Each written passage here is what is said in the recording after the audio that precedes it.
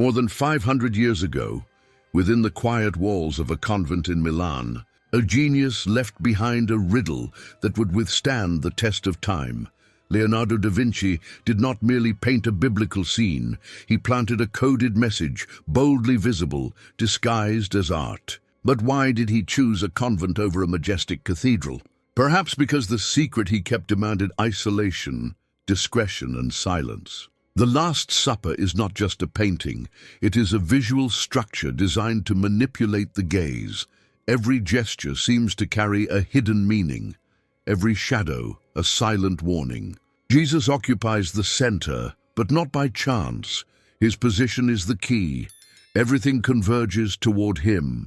The lines of perspective do more than organize space. They guide the viewer, compelling them to reach a conclusion. And behind Christ, a strange light filters through the windows, creating a subtle, almost imperceptible halo, yet intentional. Is it a sign? There is something peculiar about Judas's figure, his posture, his gaze, the hand that holds the bag. Nothing is accidental.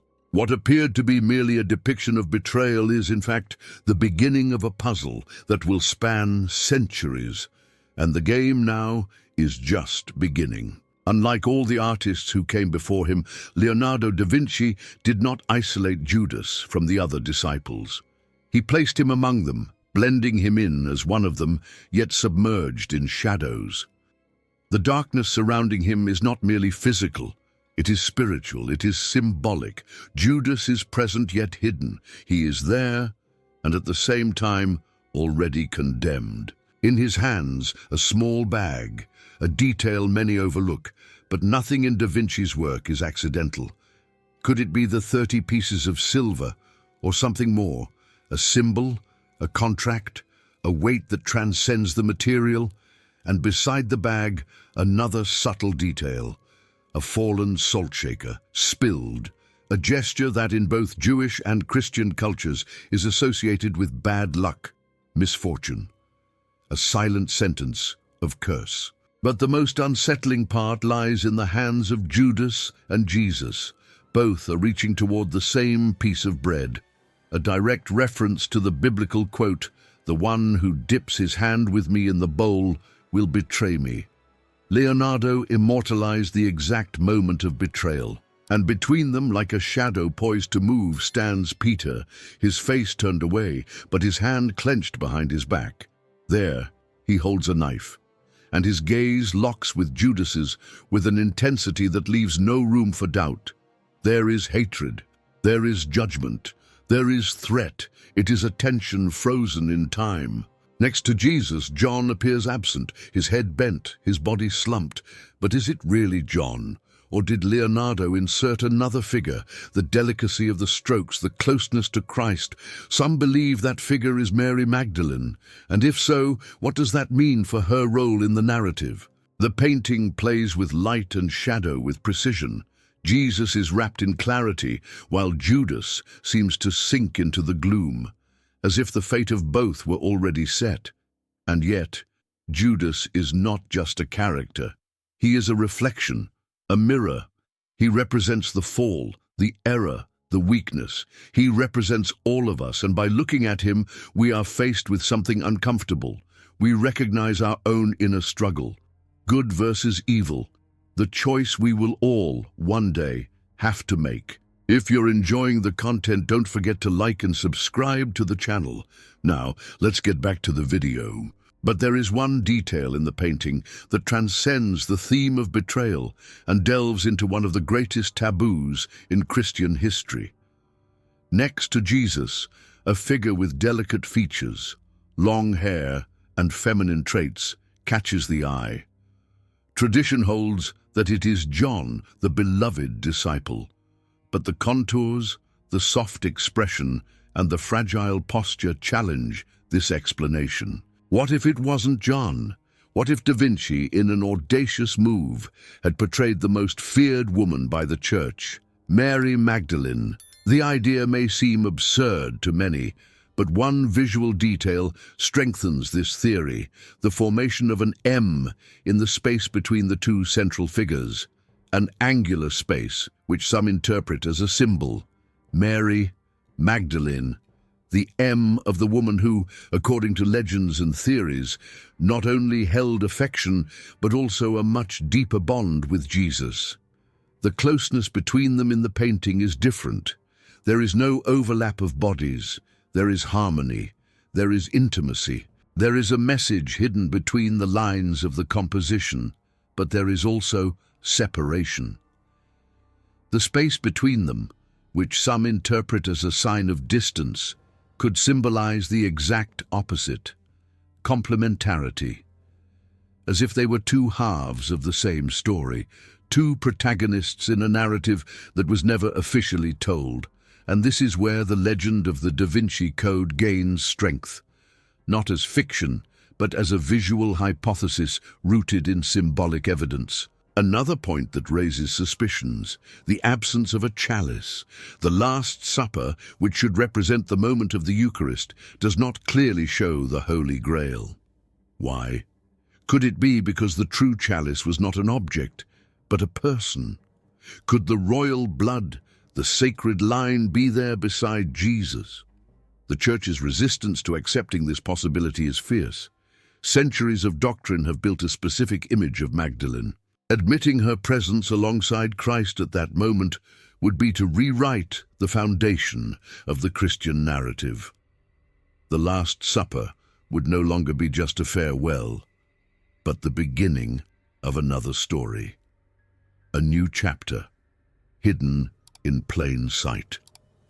Because if Mary Magdalene was really there, everything changes, absolutely everything. But there is another element that Leonardo used to encode his message: the hands. Each one carries an emotion, a silent cry, a response to the prophecy. In the Last Supper, the hands of the disciples speak more than 1,000 words.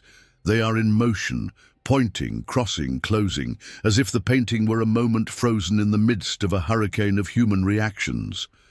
Peter, with his hidden knife and his hand outstretched toward John, seems torn between the instinct to protect and the readiness to wound. His gesture is tense, laden with urgency. Is it a threat, or is it the desperation of someone who senses everything is about to collapse? Thomas, to the right of Jesus, raises his index finger in a gesture that anticipates his famous doubt after the resurrection. But here, even before the climax, his finger points as if he wants to confirm something, as if demanding an answer. The hands of Jesus are different. One is open, offering the bread, as if inviting. The other rests on the table, palm facing down, in a gesture many scholars interpret as a silent blessing. It is symbolic, it is ritual, it is definitive. At the same time, Judas keeps one of his hands hidden. It rests on the table, almost invisible, a clear symbol of deceit, of secrecy, of guilt. The hands of the disciples touch, move away, meet in gestures that reveal internal conflict and emotional ties. There is symmetry, yes, but also chaos, as if each group mirrored an emotional storm. The fingers tremble, accuse, seek an explanation for what they have just heard. One of you will betray me. And there, between the broken bread and the wine on the table, communion is established not only as a ritual, but as the final union before the rupture. Leonardo did not just paint hands. He used them as a language of the subconscious, as if, through them, the disciples revealed what their mouths dared not express. The Last Supper is not just a painting. It is a silent choreography of hands that say everything the mouths never could. But behind these gestures, there is a structure that transcends art. The constant presence of the number 3. 3 windows in the background, 3 groups of disciples on each side, 3 central figures standing out in the composition. Leonardo did not just depict a scene. He constructed a visual manifesto of the Holy Trinity, Father, Son, and Spirit, 3 in 1. Jesus is at the absolute center of the painting, but he is not alone. His position forms the top point of a triangle, whose bases extend to the edges of the table, a triangle of meanings, of unity, of divinity. The perfect symmetry of the work reinforces this. Nothing is by chance, not even the mathematics employed in the construction of the scene. The proportions, the spaces between the disciples, the angles of the walls and windows all obey a higher order, a divine mathematics. The number 3 reappears as a sacred code, present in every detail, even in the number of visible hands. Counted, they follow a logic, a pattern, and where there is pattern, there is intention. The inverted triangle, formed between Jesus and the figure beside him, brings even more controversy. For many, this symbol represents the feminine, the receptive, the womb, a possible allusion to the presence of Mary Magdalene, or perhaps a provocation hidden in geometry. This repetition is not accidental. It is theological structure disguised as artistic composition. It is a camouflaged formula. Sacred geometry, used for centuries by occult masters and temple architects, appears here as hidden language. As if the painting spoke in a dialect only the attentive could decipher, Leonardo da Vinci created more than an image. He drew a formula, a spiritual equation. Every line, every number, every repetition serves a greater purpose. The Last Supper is not just a representation of a moment. It is a map, a code, an invitation for those brave enough to see beyond the obvious, because those who decode the 3 begin to understand the invisible. And for Leonardo da Vinci, understanding the invisible necessarily involved mathematics. The Last Supper was not painted by chance. It follows the golden ratio, the divine proportion that governs the universe, present in plants, human bodies, and galaxies. Leonardo applied this sacred order to his work. Every group of figures, every interval between hands, every distance between bodies follows a precise logic. Nothing is improvised. Everything is calculation. Everything is message. The Fibonacci sequence appears in the angles, curves, and arrangements. It is as if the very DNA of the painting were a mathematical code. The 3 windows in the background not only illuminate the space, they create balance. They are the final point of a visual equation that captures the gaze and leads thought. And the empty space next to Jesus, which many interpret as symbolic, is also a number. A measured absence, calculated, left there on purpose. Every angle of the scene was designed to reveal something. The painting is not flat, it is multidimensional. There is a hidden depth that goes beyond perspective. It is an architecture of meanings. Sacred geometry reveals what the eyes cannot see, the presence of the invisible. The ceiling, with its converging lines, not only organizes the space, it directs the spirit of the viewer. It leads the gaze to the center, to Christ, to the revelation. Every inch of the painting was thought out with precision. Every line drawn has a function. There is no neutral space. Everything speaks. And when Leonardo could not speak openly, he shouted with numbers, he shouted with angles, he shouted with proportions. The Last Supper is a manifesto hidden in formulas. Da Vinci used mathematics not as technical support, but as spiritual language. He understood that where words fail, structure screams. Every equation applied to the painting is a key, a password to open a higher understanding. His art is not limited to beauty. It transcends, it instructs. And those who understand the language of numbers begin to hear what the Church tried to silence, because the deepest secrets were written with millimetric precision. And among those secrets, there is a message that few dare to confront. The Last Supper is not just a memory of a sacred meal.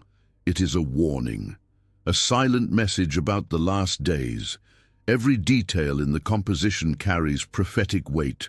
The betrayal, more than a historical act, represents the spiritual decay of humanity, a symbol of the moral fall that would repeat itself throughout the centuries.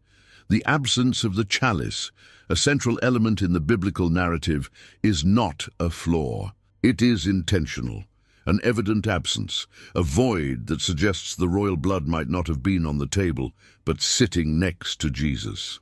The figure many believe to be Mary Magdalene raises an uncomfortable question. Could she represent a forbidden line, a lineage silenced by tradition? If so, the supper was not just a farewell. It was the origin of a secret the story tried to bury. Judas, with his bag and knife in hand, is more than a traitor.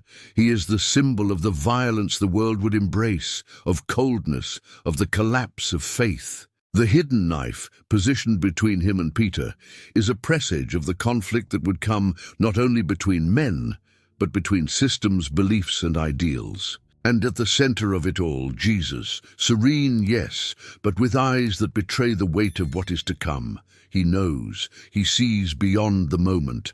The Last Supper is a farewell, but also a summons. It is the closing of one phase and the beginning of a spiritual battle that is still ongoing. Death hovers over the scene, and it is not only over Judas. It is in every silence, in every shadow, in every glance that avoids confronting reality. The entire composition resonates with the book of Revelation. The gestures, the groups, the symbols all point to an inevitable end. The Last Supper is not just an event, it is a portrait of the times, a window that anticipates the moral and spiritual disasters to come. Leonardo did not create a devotional painting. He created a visual alarm, a scream that transcends the centuries, trying to awaken those who still sleep. Because that moment did not end. It is only repeating itself, in cycles, in shadows, in us. And still, spanning centuries, the Last Supper remains, a painting that survived wars, time, natural decay, and the censorship imposed by religion. The painting may have faded, cracks may have appeared, but the message, that remains intact.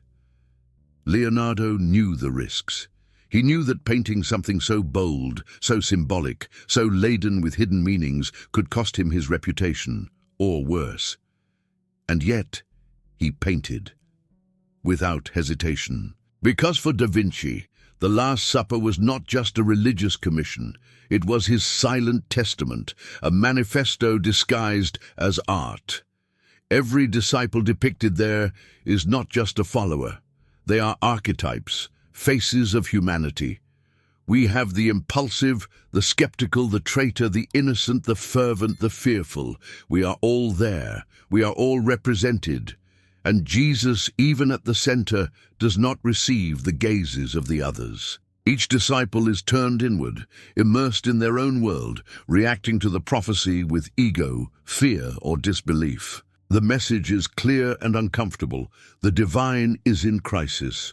Faith is no longer a bond of unity, but a field of internal conflicts. The supper, which many see as the end, Da Vinci transformed into the beginning of something hidden. A new cycle, a silenced truth. There, in that frozen moment, is everything. The faith that resists, the betrayal that corrodes, the love that remains silent. Leonardo's silence was his greatest protest. Without words, he shouted to the world a reality that few had the courage to hear. And what he wanted to tell us is there, not in the words of the Bible, not in the speeches of the church, but before our eyes, in every shadow, in every gesture, in every empty space. The Last Supper is not just a masterpiece of Renaissance art. It is a mirror, an enigma, a call to look again, more attentively, because perhaps, deep down, what Leonardo truly wanted to show was what no one dared to see. The truth, hidden, but always visible to those ready to see. If you've enjoyed this content and want to keep exploring hidden mysteries and Bible stories, don't forget to like and subscribe to the channel.